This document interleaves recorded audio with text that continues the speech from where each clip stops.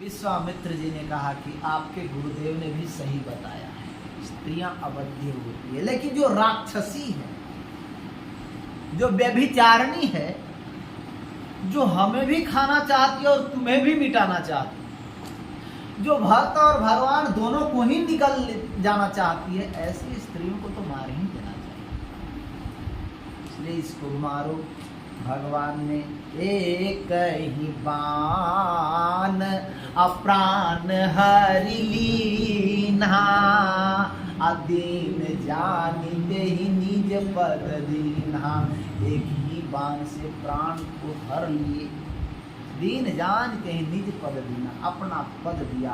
फिर वहाँ से आगे बढ़े हैं और बक्सर में पहुँच जाते हैं,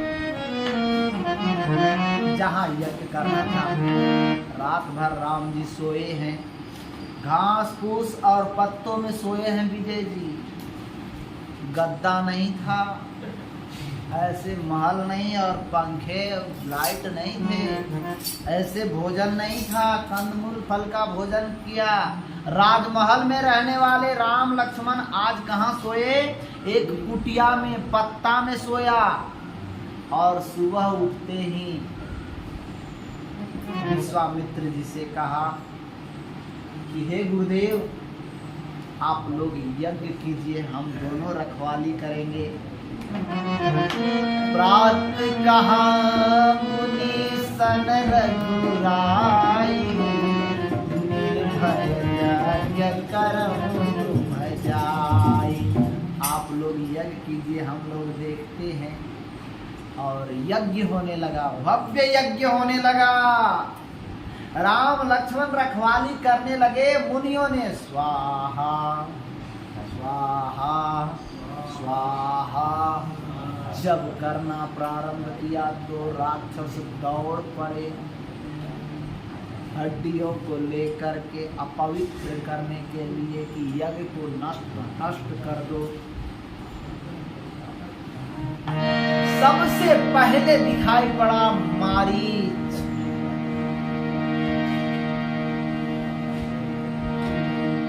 लक्ष्मण जी ने कहा कि प्रभु इसको मार दूं, ये राक्षस आ रहा है, मारने दीजिए। राम जी ने कहा कि लखनलाल इसको मारना नहीं है, इससे और भी तो काम लेना है। इसको अगर मिटा दोगे अभी ही तो फिर रावण किससे सहायता लेने के लिए जाएगा? रावण का मामा मारीच है, इसको पूरा नहीं मारना है तो कितना मारना? कहा कि हाफ मर्डर करना, थोड़ा बहुत मारना। और राम जी ने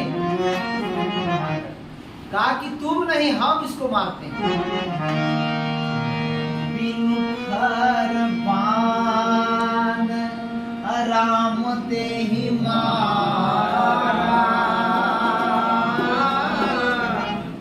सत जो जन गासा करवारा।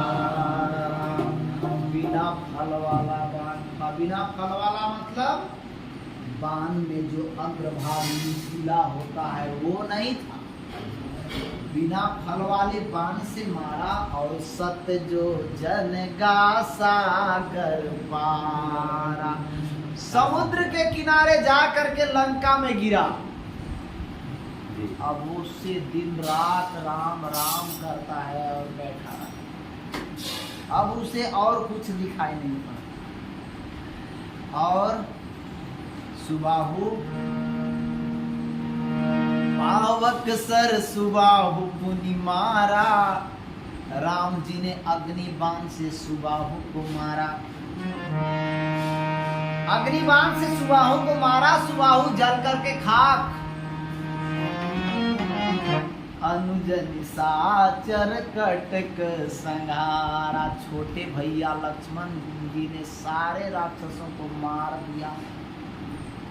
राम जी कितने राक्षस को मारे? 1.5 राक्षस। एक को हाफ मारा और एक को फुल मर्डर किया। लेकिन लक्ष्मण जी ने अनुज निशाचर कटक संहारा, सभी राक्षसों को लक्ष्मण जी ने मारा।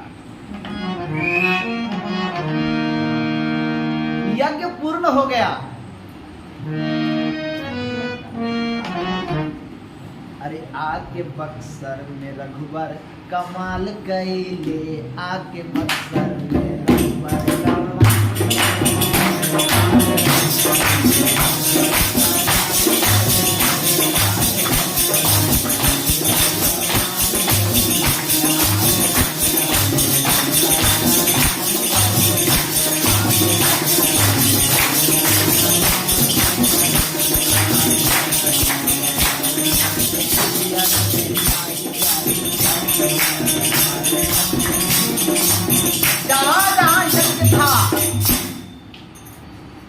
सारे कुटियों में जा करके और राम जी ने सबके यज्ञ को सफल किया। सब ऋषि मुनि बड़ा खुश हुए। सब ऋषि मुनियों के साथ में भगवान सत्संग करते। एक दिन विश्वामित्र जी ने कहा कि राम, एक और भी यज्ञ है, उस यज्ञ में भी चलोगे?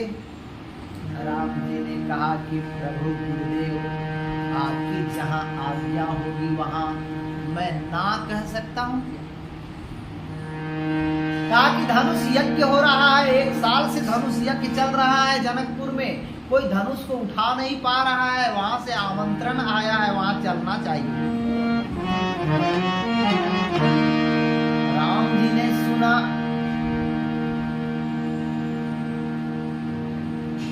हर्षित हो गए, प्रसन्न हो गए। राम जी ने ऐसा नहीं कहा कि आपने तो बक्सर के यज्ञ के लिए मेरे पिता से कहा था, फिर अगला यज्ञ के लिए कह रहे हैं, फिर और यज्ञ के लिए कहेंगे, ऐसा नहीं कहा। कहा क्या? आपको कह दिया जाए कि यहाँ 1 महीने का प्रशिक्षण है और फिर 1 महीने के बाद कहा जाए नहीं नहीं जी 1 महीना और रुकना पड़ेगा यहाँ, तो आपके चेहरे की हालत देखने जैसा लगेगा, है ना? हाँ, राम जी ने ऐसा नहीं किया। राम जी तो और खुश हो गए। धनुष यज्ञ सुनी रघुकुल नाथा, हरसी चले मुनिवर के साथा। हर्षित होकर के और विश्वामित्र जी और जितने भी ऋषि मुनि थे सबके साथ चल दिए। जाते समय दिखाई क्या पड़ा? आश्रम परम पुनीत सुहावा। एक आश्रम दिखाई पड़ा, बहुत अच्छा आश्रम था, लेकिन खग मृग जीव जंतु तह नाहि। खग मतलब पक्षी, मृग पशु, खग मृग जीव, कोई जीव नहीं था, जंतु तह नाहि। आश्रम तो बहुत अच्छा दिखाई दे रहा था, लेकिन कोई नहीं था, सुनसान था। एक पत्थर की आकार की एक देवी पड़ी हुई। राम जी ने पूछा कि ये गुरुदेव, ये क्या है? ये आश्रम एकदम सूखा सूखा क्यों लग रहा है? तो विश्वामित्र जी ने कहा है, गौतम नारी श्राप बस बल देह धरि, चरण कमल रज चाहती, कृपा करहूं रघुवीर। ये गौतम की पत्नी अहल्या है, जो आज पत्थर रूप में पड़ी है। इससे कुछ अपराध हो चुका था, इसलिए इसके पति गौतम जी ने श्राप दे दिया। उस दिन से पत्थर रूप में पड़ी हुई है।